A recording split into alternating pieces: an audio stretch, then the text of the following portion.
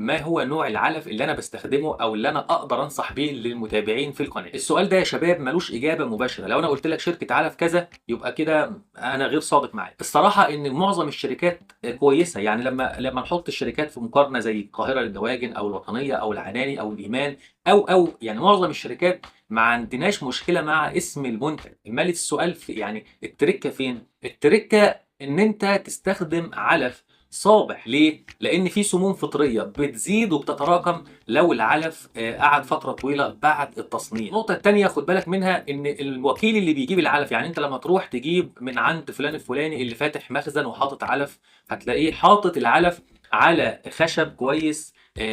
المكان فيه رطوبة ولا مفيش رطوبة، فيه تهوية ولا مفيش تهوية. يعني ممكن يكون العلف سوبر ولكن الأسبوع اللي اتخزن فيه عند الوكيل غير جيد. ممكن وكيل تاني يكون عنده الصلاحيه او فتره التخزين كويسه. فعلشان كده انا بقول لحضرتك خد بالك، الموضوع ما هواش شركه فلان حلوه وشركه فلان وحشه، لا.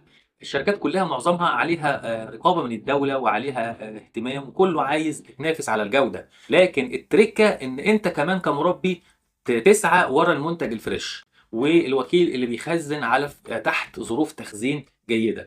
هي دي الاجابه الصحيحه، غير كده يبقى بضحك عليك.